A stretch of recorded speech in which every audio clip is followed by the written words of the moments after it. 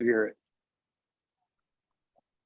Hey guys, welcome back to another week of the Two Guys on Politics podcast. I'm producer Brian Broeking, and with me this week we've got. Welcome, my fellow Americans. I'm Bill Lipinski, and this is news, views, and something else which I just forgot, but I won't worry about it. Opinions. And I'm Ray Hanania, and we got a group of topics here. We're going to talk about the ongoing protests in Iran, the Russians fleeing Putin's latest call-up that he said he'd never do, by the way, and the significance of energy. So protests in Iran, what do you guys think is going to happen? Well, I don't really have the faintest idea what's going to happen because I don't know that much about what's going on inside there. And I've read the American press, I've read the New York Times, I've read the Wall Street Journal, I even read the Washington Post. And I frankly don't think that any one of those publications really have much solid information about what's going on. When we know that they're protesting, it appears to be rather substantial protests, but whether or not it's going to move the rulers of that nation, I have no idea. I figured, Ray, you're our expert on the Middle East. Brian's our expert on the Far East with that article he sent me today. But you're the expert on the Middle East, so where are we at? Well, Iran is a controlled, closed country with no real media. So if we're hearing the level of protests that we are hearing, it has to be 10 times worse than what we're actually seeing or hearing. But a lot of people Iranians are getting their information out using Telegraph, I think, is an app that they have. Telegram. Telegram, is that what it is? So apparently they're able to get that out without the Iranian mullahs and tyrants controlling and censoring them. Talk about a country with Big Brother, that is Iran. My big thing about it is, regardless, we should shut Iran down. I'm more harsher with Iran than we are with Russia. I think that we should lock up Iran. We should boycott it. We should embargo it and shut off everything that has to do with it. No identification, no diplomats. It doesn't do us any good because they are the biggest funders of terrorism, and they're going to do it whether we try to be nice or whether we try to be bad. I'd like to have a detailed understanding of what you mean by shut them down. Well, how does that change from what we're doing now? I mean, we've already basically blacklisted them. What's there to change? Well, don't we give them kind of credibility by meeting with them and, over the JCPOA, the discussions in Vienna about, nuclear arms? We've been doing this now for a year and nothing's happened. They're building nuclear weapons all the time. I think it's a danger, and we should take our foot off of Israel. Let Israel deal with them, because the Israelis aren't afraid to do what needs to be done. And a lot of Arab countries, I think Iran, the only good thing about Iran is it's brought the Arab world and Israel together around a unified common goal. And maybe that could result in an expanded peace process at some point. But, I think we should step back, let Israel do the number on Iran that Israel wants to do on Iran, and we should support them, just the way we're supporting the Ukraine against Russia. And don't forget how we're supporting the Taiwanese against China. You think any of these are going to turn into wars with us? Or which one do you think out of all these three things is going to drag us into war first? Or support is what I want to know. However many we need. I think, Brian, you're going to be the guy that's going to be first front of the line. I think Bill and I are past the draft age at this point. My younger brother will get sent out there. I'll be at the homeland, keeping everything secure. So, Brian, what do you think it is? Problem there with that country, whatever the name of it is? I think Iran is it's in a interesting spot where, Iran was looking to be a modern country until the late 70s, right, when the Ayatollah took over. If you look at pictures back then, it looked a lot like America. The women dressed similar to American women. It was the same kind of culture there. And then things changed when there was a regime change there. So there's clearly some appetite for change in that country. It kind of just depends on who lets it happen and where we go from here. At the end of the day, Iran and that kind of part of the world seems like a place that's very hard for the US to influence. It's hard for us to supply over there. We've got our allies there, but frankly, I think we should leave it. It becomes a bigger topic because of, I think, the way American politics is focused right now on so many of these social issues. This is a very important social issue for a lot of Americans that see this as, a way to positively influence the world. But at the end of the day, these kind of social changes don't happen from, people commentating on it from America. They're going to have to happen from within. Well, one of the things we should never forget is we are in today's problems because of the United States. In the 1950s, the Iranians elected a democratic government. They elected a democratic prime minister. I think the guy's name was Mohammad Mossadegh. He was strengthening the monarchy while at the same time trying to bring democratic freedoms. But he disagreed with the United States on US involvement in that region. In the 50s, the 40s and 50s, post World War II, we were looking at who was going to control the oil. So we went in 1953, and I think it was like in the summer of 1953, we assassinated the prime minister, the CIA, and put the Shah of Iran, Mohammad Pahlavi, in charge. And he became one of the most brutal dictators in the world, killing hundreds of thousands of his enemies in Iran while we turned our back on what he was doing. The same way we turned our back on our old friend, Saddam Hussein, who we armed, we supplied, and who did our bidding in fighting Iran when the mullahs came over.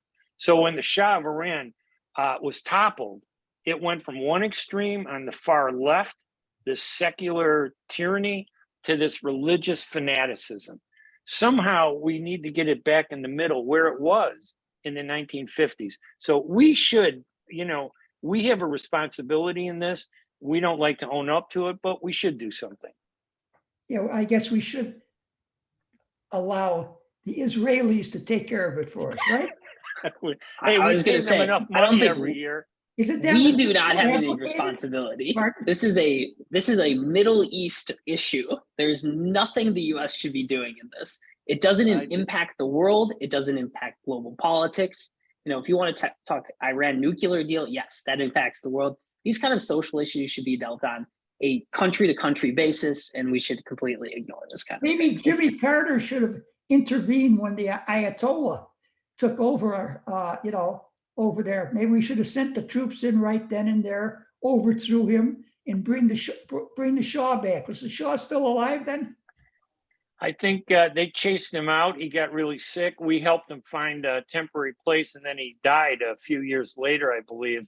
And that Iran hostage crisis that resulted from that ended up electing our most famous president, Ronald Reagan. He would have been. But Brian, you can't ignore Iran. We caused it. Look at your history. Just because it goes back over 60 years doesn't mean we had nothing to do with it. No. Sorry. You guys caused it. I didn't cause it. I was born that year. I was born that year. I had nothing to do with it either. But we're stuck with it, though. The consequences. That does come up with an interesting point, though, of how much are current Americans responsible for past Americans' actions. And that seems to be a recurring idea throughout all these different topics we talk about, is people want to look back on what, American presidents, American figures have done decades, centuries ago, and want to revert and change things for now. And the question is, how much of that is our fault? How much of that should we change? And should we be responsible for these things? Well, history is history. It's in the books. The reason that we have all this immigration coming up from South America and Central America and Mexico is because we stuck our nose in down there in those countries back in the 20s, the 30s, the 40s, and probably the 50s. That's what a state representative in New York, who came here as an immigrant, just happened to be able to go to college, go to law school, and get elected to be an elected public official. It was really disastrous for us to stick our nose in down there, wasn't it? That's the same it's theory that you guys are talking about with the Middle East over here. Yeah, exactly. the It's the same idea. only Go good ahead. thing about Iran is that these protests in Iran suggest the responsibility for changing the country is happening or could happen from within the country rather than Right. from coming from outside. So we should do whatever we can to help them overthrow these these religious clerics and this regime, which is this Iran is the foundation, the crux of the network of terrorism in this world. All of it goes back to Iran through Hezbollah, through Syria, and they're part of this network with North Korea, the Russians. Iran and Russia have great relations, and it's no coincidence. North Korea, and Russia and Iran, they all have great relations. What do they have in common? They're all terrible countries. Agreed. I have nothing to say while we were on the air here. Afterwards, I may have a few things to say to both of you fellas. Well, we'll be tapping into your taxes, Bill, as we fund the future of the war on Iran. But now, what about this story about the Russians fleeing Putin's call-up order? What was it? 300,000 Russians he's called up. He says they're previously trained, retired military, former service people. He said he wasn't going to do that when he invaded, initially in February in his 3-day war that's now gone on for 7 months? Yep. And interesting enough, they've also focused on the more rural areas of the country, right? Where the recruitment and the conscription essentially into the Russian military has kind of avoided St. Petersburg, Moscow, the big metropolitan areas. And he's clearly trying to fight a information war there in the sense that, localize it to the rural, remote parts of the country and be able to fight it that way. Yeah, I think it's a wonderful sign that he's having all these problems. There was on TV, they were showing where people trying to get into Finland, the road was backed up something like for 10 hours. It's absolutely incredible. And there's been riots in 40 different cities. I think they're all very, very good signs. Maybe he'll, I don't know if he can come to a census or not, but maybe some people around him will force him to sit down and negotiate his way out of this situation. Do the members of the squad, like Ilhan Omar and Ocasio-Cortez, believe that these are migrants who should be treated like migrants, the way they treat other migrants that are trying to escape, terrible situations? Maybe we should consider the Russians migrants and include them in the bunch that are coming to this country, welcome them, give them money, give them a place to stay, and burden our system even more that we're already burdening, by taking migrants from all over the world. While we're doing that, perhaps you two gentlemen could tell me what we did wrong in this situation there in Eastern Europe to cause us this problem in the Ukraine. We must be that also. Well, we are. If you can go back, there was a under the table deal between Gorbachev and Reagan that the UN and the US NATO forces would not expand any farther east, and they did several times right onto the border. That was not Ronald Reagan. That was George Bush. That said. I'm sorry. Ronald Reagan did not say that. Yeah. I have this theory that it was really the political battle between Trump and Biden that emboldened Putin to do what he did. That Trump was a pro-Russian, pro-Putin politician. Biden was a pro-Ukraine because his son was doing millions of dollars in business in Ukraine. That whole political narrative that was in the midst of being fought in the U.S., I think Putin misjudged what was going to happen with that. And I think he thought that with Biden in power, he could invade Ukraine and get away with it without the U.S. doing anything. That was a dead stop for everybody, huh? Yeah, it was a dead stop for everybody. I don't agree with that. I have never seen any proof that Donald Trump, who I didn't vote for the first time or the second time, and I certainly wouldn't vote for him the third time if he runs again. I don't think he ever had anything to do with Russia. I think that was a conspiracy on the part of Hillary Clinton and some people in the Democratic Party to tie him up with the Russians. Well, he had business dealings with the Russians, but you're right. Hillary and her cabal of political, fabricators came up with this theory that somehow he was doing all kinds of terrible things, which turned out to be false. This dossier that they released, claiming it was from the FBI that was investigated, turned out to be a complete lie from page one all the way till the end. But I couldn't vote for Hillary Clinton because of who she represented and her past history. I had to vote for Trump because we had no other choice. It was one or the other. I didn't vote for him when he ran for re-election. I voted for Biden. And now going into this next election, I'm going, oh my gosh, what am I going to do? I have no idea. Maybe I just won't vote, but that's not the right thing to do, right? No, it certainly is not. You have to choose. Of course, here in Illinois, it doesn't really make much difference. It's going to be the Democratic candidate, no matter who you vote for. Yeah, that has certainly changed. Well, but it does show that the Russians are having serious problems that he has to do this call up. And I listened to the speeches in the UN, how Lavrov, his foreign minister, was blaming everything on us. We're the reason why they had to go in and invade, the special operation in Ukraine because of our rhetoric, empowering the Ukrainians, who he called Nazis, to, prepare an invasion of Russia.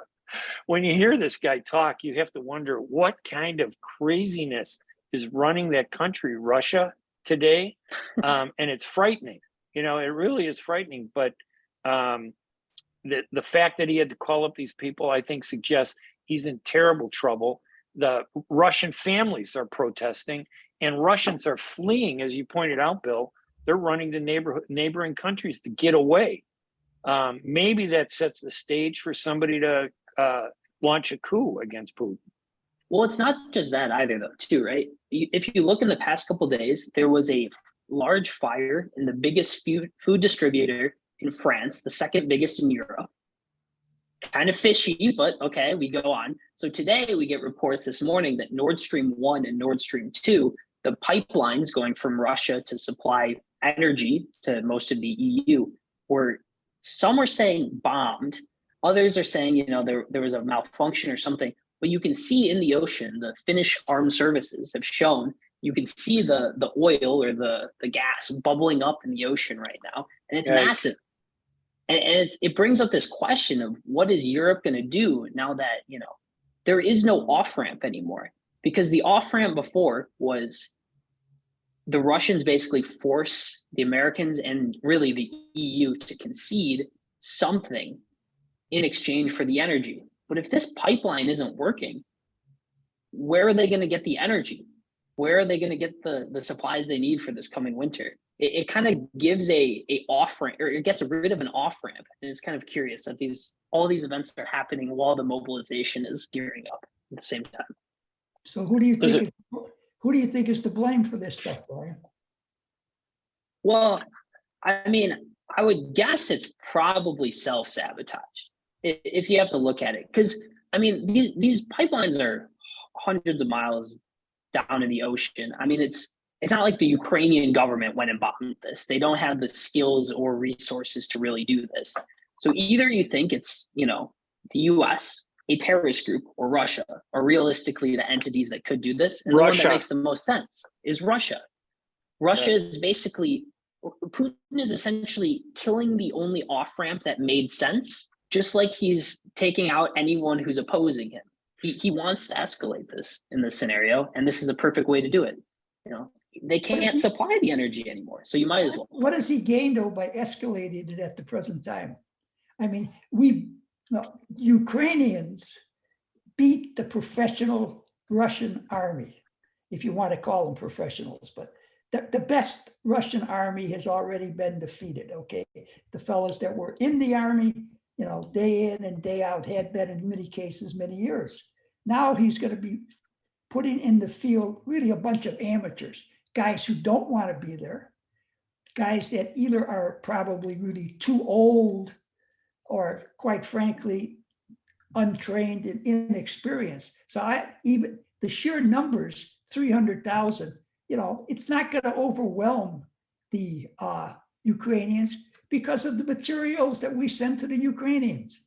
They'll be able to hold off this horde. And if they are defeated, what's left other than the Ukrainians wanting to go into Russia itself?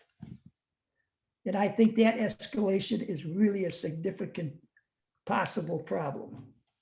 Yeah. Well, it's both the escalation, but also, I mean, Europe frankly won't be able to cover its energy shortfall without Nord Stream. Like if they have to shut down Nord Stream 1 and 2 for a significant period of time, Europe loses power. If Europe loses power, there could be some kind of mobilization effort on the part of Russia to push back, push into Poland or something like that, if they really wanted to do that. I mean, if you want, and if he's mobilizing 300,000 troops, you can go towards Poland, you can go towards different Nordic countries in this kind of scenario, and it'll be hard to mobilize and fight back just because they won't have power. And that's, the single biggest, I thought that most the important countries resource. in Europe had stored up a great deal of power because of the upcoming winter. And I thought the United States of America, the beacon of freedom around the world, was supplying these people with oil and natural gas also. That's what I have read. I don't think that the scenario of them having the loss of these pipelines is really that serious for most of Europe. And the Poles have been ready to fight the Russians ever since the first day they marched into Ukraine. And probably you can say the same thing about the Baltic countries, but certainly Poland, the way they've talked and the way they must be mobilized completely, sitting on the border, ready to go. The way I look at it, it's like a drug addict that's hooked on heroin. We need to get off the heroin. It's a terrible period to go through to break that habit. But I'm confident that, human beings, especially I think in the West, when we face a crisis, we have found ways to get through it. And I think we're going to find, by forcing us in Europe to do this, we're going to find ways to get past our reliance on oil. We will find ways to get past that, whatever we have to do. But crisis like this can bring out the best in us to figure out better ways to do things. So I think this is a good thing. We needed to break that. They are basically drug dealers, the Russians, and now they're trying to hold us hostage. And we have to break our reliance on them. We should not have to rely on a country that can't be democratic the way it looked like they were going to be. Well, I think this brings up an interesting point that the change we see here, or the lesson we've relearned, is that energy is the most important resource on the face of this planet. It runs everything we do. It runs the podcast we're doing here. It runs our cars. It runs everything. And you can look through history of the 20th and 21st century, and it's completely dominated by the story of energy. We were attacked on Pearl Harbor, December 7th, 1941. We were attacked at Pearl Harbor. Why? Because the Japanese needed energy. They were running out of oil and needed to expand to get oil resources to fight their war. Okay. Then you look at, what did we do to Japan? We dropped a nuclear bomb on them. What is that? It's just energy. Okay. You fast forward throughout the years, what is the most important resource and most bountiful resource the US has? Oil, natural gas, energy. That's why the US is able to carry the big stick throughout the world. It's because we controlled the energy resources, and those were the most important things. But we see internally, from the Joe Biden presidency now to different congressmen and congresswomen, they're constantly trying to dismantle our energy policy in favor of this clean energy by 2030, ridiculous goal that will never happen. It's impossible. There's Rashida Tlaib, speaking of another member of the squad, there was a banking committee hearing this week where, the top 6 bank CEOs were in, and Rashida Tlaib asked the question of whether or not Jamie Dimon, the head of JP Morgan Chase, would continue funding energy products in oil and natural gas in the US and throughout the world. And he said, hell yes. The path, if we don't do this, it's a quote, path to hell for America. And it very starkly shows that the most important thing we do as Americans is secure our energy policy.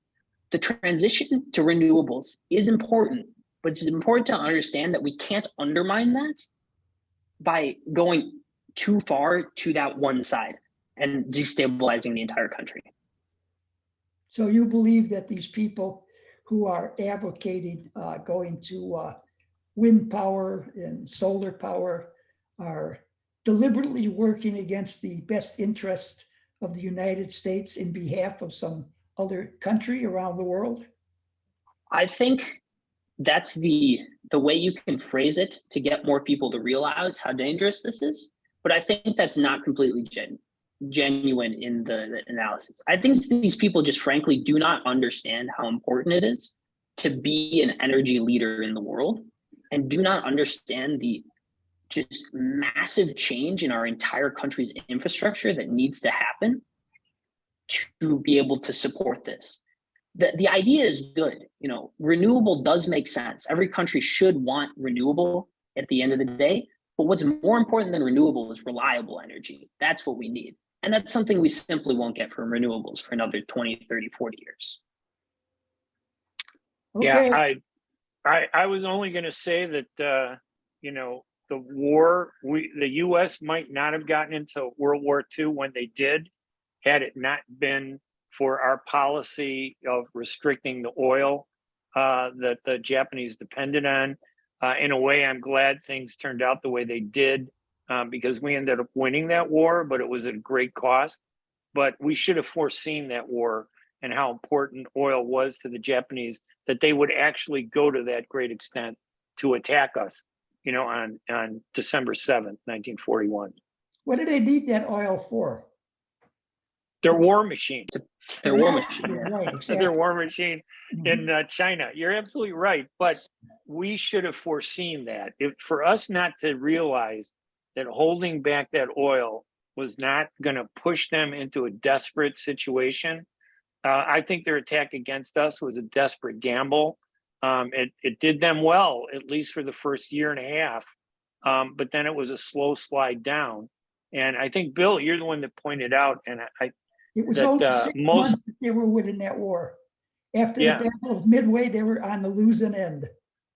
Yeah, and our resources, you had said 90% of our military resources were focused on the Nazis in Europe. Correct. And only a small portion on Japan.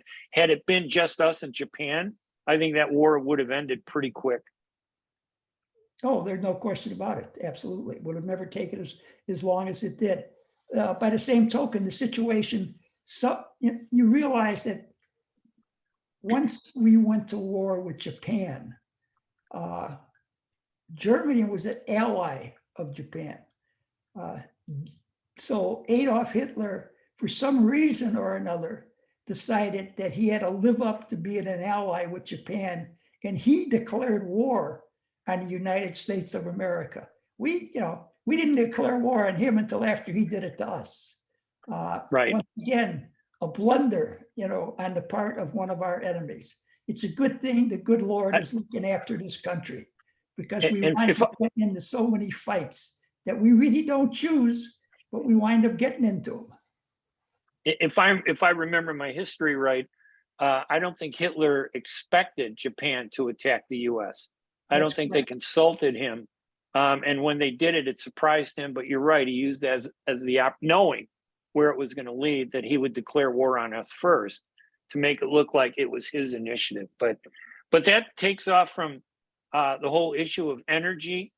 I hope this forces us to find alternatives to make us realize in a serious way that we can't rely on oil, moving into the future anymore. We have to find alternative energy sources.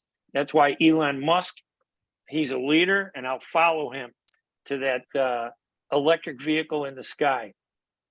Well, another thing about energy, when the Russians attacked, when the Germans attacked Russia, their original goal was to go after Moscow and get Moscow, hoping there that then that would knock Russia out of the war. But halfway on his way to Moscow, Hitler realized that really the great prize in Russia was the oil that the Right. Russians had in the southern portion of their country. So he turned his whole army in that direction. And by doing that, it cost him the invasion of Russia. And what's interesting is Hitler personally directed the war, you know, after the first year and a half. Yes. And I think that's what caused their major losses, something that Putin is doing himself. He's running this war out of his office. And I think that that might be one of the reasons why he's having so much trouble. Any final thoughts on any of these topics, guys?